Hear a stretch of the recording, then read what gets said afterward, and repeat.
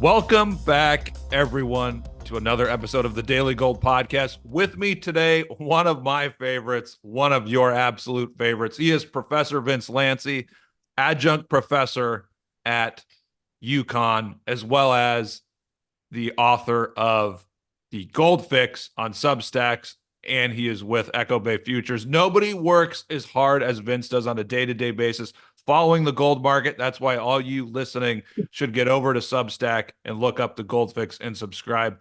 And Vince, I think we're both glad that we're doing this today rather than last week at the end of the month, because things were kind of in flux. It wasn't clear. Are the metals going to hold support? Could they go lower? Is there going to be a big dump as soon as this month starts? So I feel like we at least can not that we can predict the future, but we can be a little bit more definitive with our analysis. So at least for me, enough of my soliloquy. I mean, how are you thinking about the market now? How are you feeling? Hope you had a good holiday, by the way. I'm fine. I hope you did as well, and I hope all your viewers did as well. But thank you for the intro. Hardly working today. I'm at a restaurant, so I'm out of doors. So I'm doing this al fresco. Last week you and I have been talking about it before the 30th, 31st, or whatever it was, the end of the month, and we were talking about the fact that it looks like three potentially ugly monthly candles, three long wicks above, and the market was still overbought, hadn't worked it off that way, if you want to look at it from that point of view. And I remember talking to you about it the day before, saying that generally speaking, from a flow perspective, the last day of the month, it was what I would call a quad candle, right? So it's last day of the week, last day of the month, last day of the quarter, and last day of the mid-year. And mid-year means a lot. People don't really focus on it much, but it means a lot because if there's any money that needs to be allocated for the rest of the year, it gets allocated at mid-year. And that means your macro discretionary guys will get more money. CTAs probably don't get a lot more money. But so three things ran through my head as that close came in, as I was preparing for our conversation. One was it was a doji monthly candle, right? So I was like, okay, that stinks. It was a long wick above. I'm like, that stinks. It looked like for the day's basis, the market looked bad because it opened strong and finished weak. And I thought that it should be weaker on Monday. But then I thought about it, and we talked about this. I said, it was the perfect recipe for the banks or for the short-sided players to hit it, and they didn't. And I know that there wasn't a lot of window dressing higher, but the market's pretty healthy to begin with. And so I wrote to subscribers on my Substack. I said, the day was bearish, but the month was not. And the reason I said it that way was because it's the perfect recipe for macro discretionary to come back. Now, I wasn't exactly sure I was sure they would come back. I just wasn't sure how much would come back. And over the weekend, over the weekend, I saw that the open interest started to uptick again. And so I said, all right, so the buyers are back. Let's see if they're big. And then we had the run up before the data number, before today's non-farm payroll number. And that made me very encouraged. And it said to me that non-farm payrolls was a number that they wanted to buy in, and they were just it was kind of leaking, like almost like the non-farm payrolls would be bullish, regardless of how you look at it. But certainly, I think non-farm payrolls came in, and it looked mixed, but it was really actually bearish on the economy. Number one. Number two, the end of the quarter, end of the month, end of the mid-year went by with no calamity. And so that was a sign for macro discretionary to buy more again. And so we had that come in today. And that came in on the back of the non-farm payroll.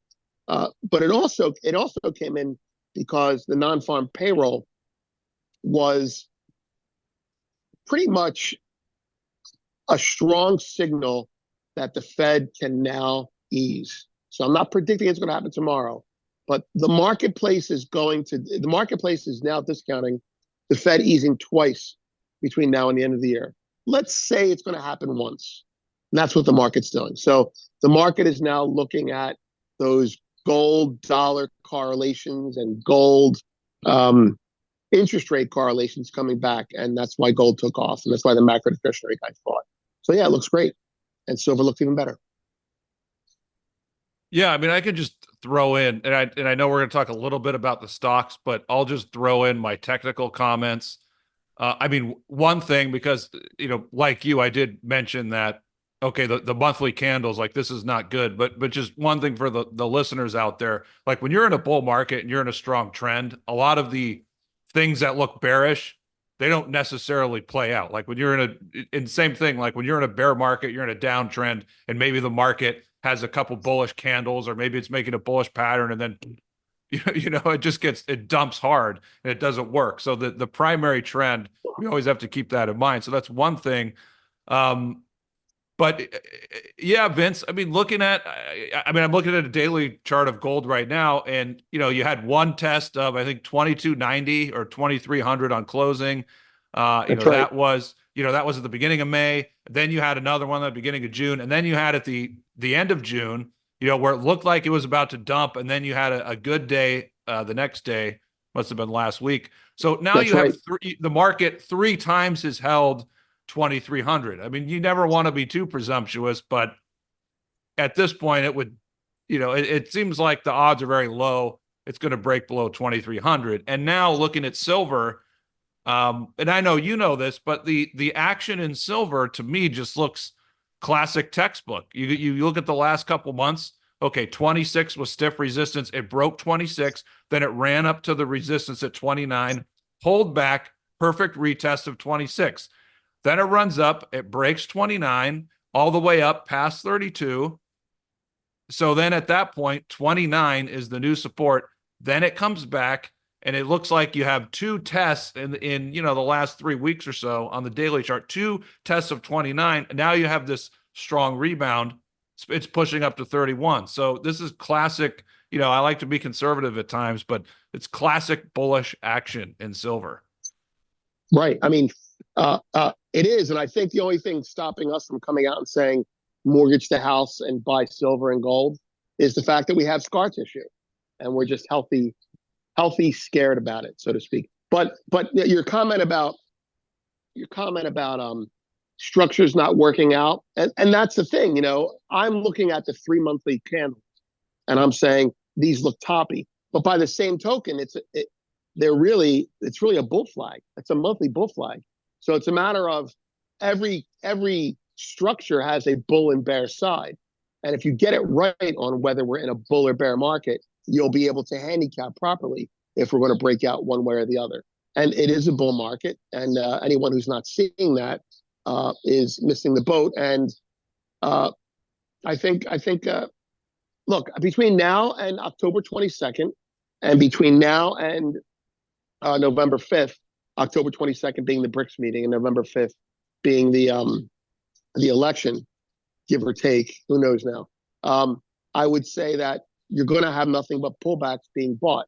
And your comment about 2290, I think, is very relevant, because that's where we had a buyer come in several times. That's where we had our final launch back in, I don't know, maybe middle of April.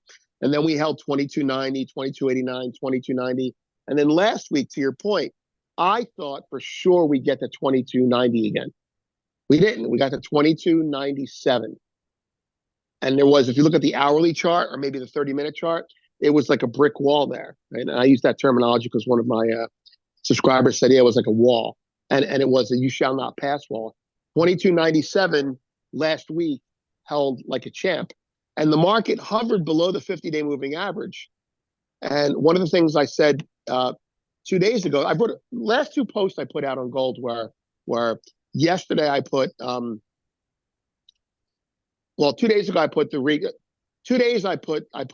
gold's reignition sequence is about to start. And the day before that, I covered Michael Oliver's analysis, which had come out over the weekend. And his analysis was basically everything is healthy. You just need to get above X price or Y price for a reignition. He didn't say the word reignition. That's my word. But he had levels. I'll give you a level. He had 2360 was his level in gold. I think I might be wrong, right? And I had a level of 2335. to get us to the 2360. And so between him saying on Monday it's going to happen if we get above X, and me saying it looks like it's going to happen because that buyer at 2297 held in, well, we got fruition. And I think that's, your bias has to be bullish now. And so put it this way, I'm a buyer of any pullback. I bought more today. I bought GDX today. I'm a buyer of any pullback, provided it doesn't settle below 2290, okay, or trade below 2282. Those are my levels. So that's where I am. So yeah. Okay. I guess it's a two-part or two questions that maybe you can answer that I'm thinking about in my head. Are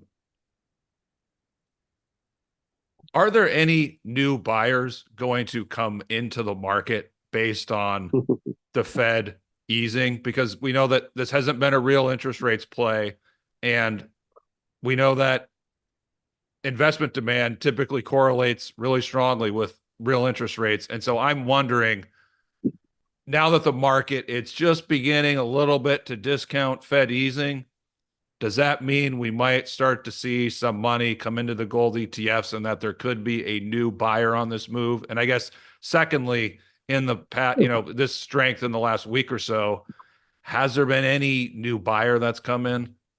I don't think there's any new money coming into the market. However, for the gold market, it feels new.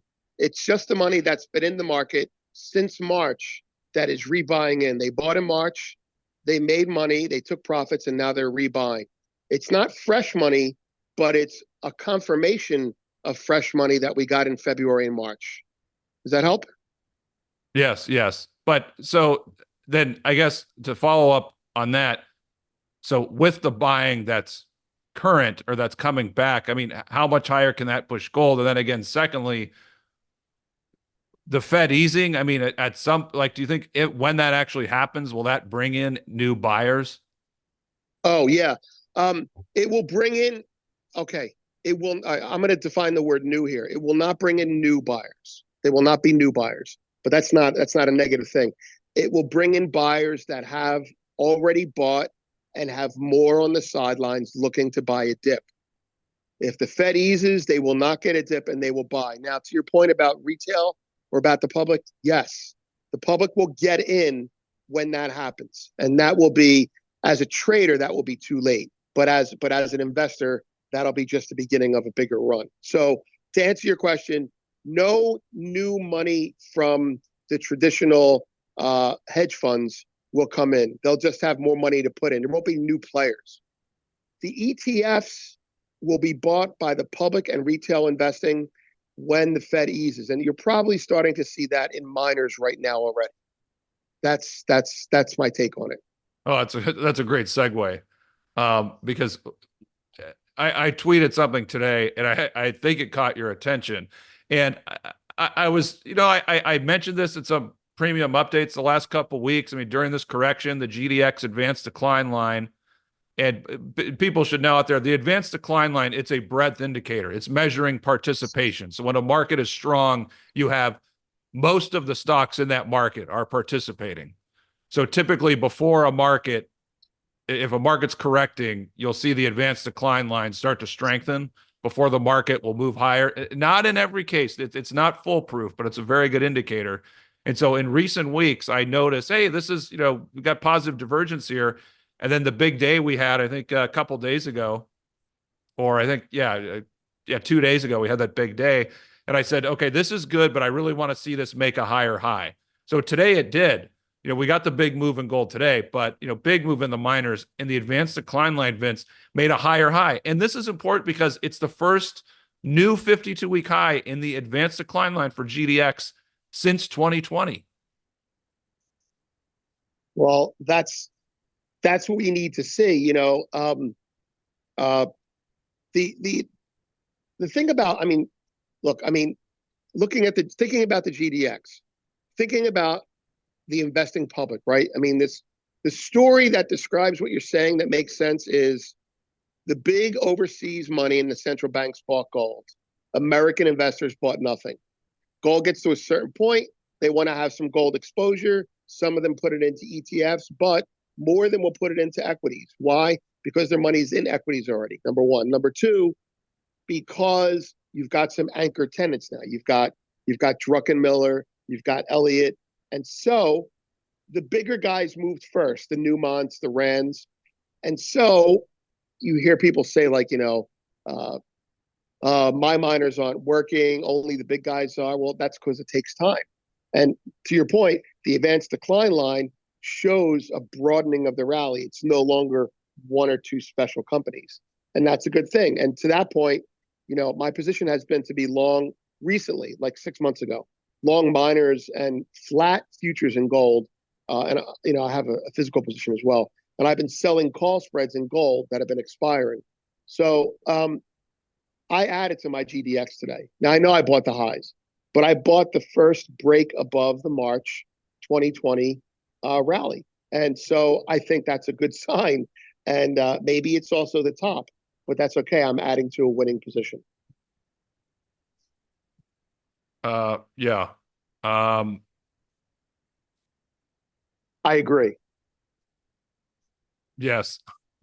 Yeah, I'm thinking of a follow-up. I'm not a man for I have a question yeah, for you while you're yes, thinking go of a ahead. follow-up. Yeah. I have a question for you. So give me an example of a company in the ADX that is now performing the last couple of days that had not performed, over the last 2 months. You know what I mean? Like Newmont led. Now what's rallying now? Yeah, I'd have to look that up because I'm not as keen on, as you know, I'm more a GDXJ guy or even smaller stocks. So wait, did the juniors rally as well? Did they keep up? Yeah, I mean, I think they did. Just looking at my screen, yeah, I mean, some of them did, some of the smaller one, I kind of did okay, but I mean, you know how it goes. It's, you get strength in GDX and GDXJ, and then that'll Right. filter down. So I mean, some of the ones, I mean, I am seeing strong candles in select juniors that I follow. So yeah, it does, even if, I'm looking, some of these are down 1%, up 1%, up 10%, up 2%, up 2%. So it does. I Right. mean, if when we see the advanced decline line breaking out like that, Newmont is doing well, GDXJ, uh, that performed well. What's another indicator besides ADX that that substitutes for ADX? A Is there anything substitution. else Well, out there like that? a sub. I mean, another thing you could look at is, GDX divided by gold. You can look at Okay. that. And if you look at, it's interesting. If you look at GDX divided by gold, I'm just bringing that up. That's coming up on similar resistance. Like if you look at GDX divided by gold, you could draw like a horizontal line going back 10 or 11 months. Like there's a potential inverse head and shoulders bottom there. Right. So if this keeps going, like you could see the miners versus gold get to like an 11-month high fairly Yeah, soon. So that, that would be yeah, so nice. yeah, so that and looking at GDXJ divided by gold, it's very similar. So yes, they're coming up. Like if we see this strength continue, then you will see these breakouts in that relationship, the stocks Well, versus gold. what about just the regular stocks? Like I know the 60/40 portfolio is something we've looked at in the past, but that thing won't crack no matter how high gold goes until stocks come off, right? Even bonds rally today, so we're not going to get a break on that, Yes, are we? it's interesting because if you think okay, if gold goes to 2,700, I mean that's only, of course that's huge for these companies. That's a huge Right, move. What is that? right, But that's only like a 13% move right, or for whatever it is. And so I'm looking right. at the gold versus the 60/40. So yeah, that, I mean that might not be enough to break above that resistance line. That's crazy. That's crazy. We actually need stocks to tank for that to break out, which is, you don't wish for that, but I probably won't Yeah. cry either if it happens, even though I'm Yeah. long out the. long out the yin yang. Oh, I know what I wanted to mention. You asked, just going back to your question about flows, new money. Okay, I sent you a chart. It's from Bank of America's HeartNet report. It came out today, and I sent that to subscribers. But I gave you the chart that shows gold flows. That's instant. The chart, if you put it up, whatever during the conversation, that chart on the left shows gold investment flows in. So FICC flows. FICC flows are fixed income commodity currency flows. That's global macro discretionary investor money that will go into alternative investments and out of equities. And this week past, they put more money in than any time they have since March of 24. Now you're like, okay, big deal. Wow. That's 3 months ago. But March of 24 is when we had the blast off in gold, soon followed by the blast off in silver. So when you put these March of 2020 for the GDX, and you put that next to March of 24 investment money coming in, I think we're really still just at the tip of the iceberg of money coming into precious metals. And there's only one thing stopping me from being crazy bullish. There's always something with me. I'm always worried. That's the scar tissue. And that is gold will make a secondary high during the summer. Not all the time, but say July and August, and then the sell season starts in September and October. I believe, in the bottom of my heart, I believe that we're not going to have a sell-off in September and October because of this BRICS thing. But I'm always aware of it. So on pullbacks, I'm probably not going to buy futures. I'll probably buy call spreads or I'll sell put spreads. But that's, anyway, I just wanted to say that it's not necessarily new flows. It's not new people. It's old people coming back to the market. So the market looks good. And I think you're going to see more and more stocks being bought. Yeah, and when you're in a very strong trend, it kind of disrupts the seasonal flows. Right, exactly. Almost like those 3 candles we looked at. We're like, oh, that's 3 monthly candles in a row with long wicks. Well, maybe we should be worried. No, we're in a strong bull run. We shouldn't be worried until we should be worried. So yeah, you're right. You know, what's the expression? There is no resistance in a bull market. There is no support in a bear market. And we're in a bull market. Today's resistance is tomorrow's support. I'm not trying to be greedy about it. I'm just saying we need to let our profits run a little bit more. That's hard to do for someone like me. Yeah. All right. Any I know we're gonna keep this on the shorter side today, but I apologize. I think there's a weed whacker outside if anybody can hear that hear that. No, you But can't. But you know, between my restaurant and your weed whacker, you know, that's how it works. Nothing. I mean, look, I just, you know, we finished what could have been a mediocre month, the quad candle. We came out of the gate, macro discretionary bought, technical levels were broken on the upside. Michael Oliver's levels were broken. Your GDX advanced decline was impressive enough for me to add to my position. And frankly, there's one other thing. I was supposed to sell a put spread down there at 2,300, and I never got to sell it, which is why we're going up. I'm not as long as I should be. So I think, look, the only thing that can make gold go down below 2,300 now, only thing, knock on wood, is if the Fed comes out tomorrow and says, I'm not easing. And I believe this time the Fed eases at least once between now and November. And I'm not going to predict it, but one of the banks that I respect predicts it. They said, we believe that if non-farm payrolls is weak, they said this 3 days ago, then we believe that the Fed in July will announce a September cut. So I think if you're trading this market, you're long now, and you want to watch how the market behaves when the September cut comes. If you're investing in this market, you just want to be long now. It's crazy to say it, but you just want to be long now at these prices. Central banks are still buying. Just a quick follow-up on the HeartNet, the Bank of America. So Mhm. all those flows into gold, like what type of buyers are those? How do you Okay, characterize those those? well, there's an official category for them. They're called FICC flows, and they're fixed income commodity currency. Now that means not domestic equity people. That means global hedge funds. That means bond funds, which I'm a big fan of when bond funds buy fixed income. So basically, it's kind of like this. The two biggest markets in the world are the bond market and the FX market. And the bond market and the FX market are all the traders in the world who trade commodities. I'm sorry, all the traders in the world who trade Forex, and they look at gold and they say gold is a Forex hedge.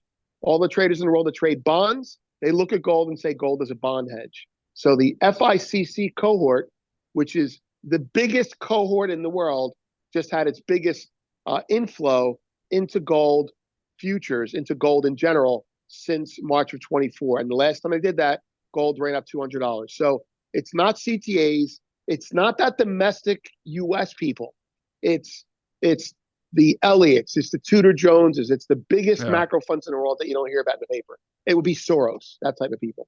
It would be the bond funds. It would be Gunlock, people like that. The big guys, the really big guys, the guys that can take on the bullion banks Yes. and win. It's what The it, as my dad would like to say, the big swinging dicks of finance. yeah, that's right. The guys who like they have tea with each other and they say, "I like gold. Do you like gold? Yeah, I like gold. Okay, let's buy some." And then it's $200 higher, and that's how they operate. You know? Yeah, it's almost like they knew that the jobs report wasn't going to be that great. I mean, they No, just you're right. know. They're, they They just know, know. and here's why I'm more bullish. They either just know or it was leaked, right? But taking the tinfoil hat off for a second, they have so much money to deploy that they say I'm going to put 25% in before the number and 75% in after the number. That's why I think this market rallied so hard today. There's money on the side. There are no sellers in this market now. There's only buyers waiting for an opportunity to buy. And so I've got $100 million to put into gold.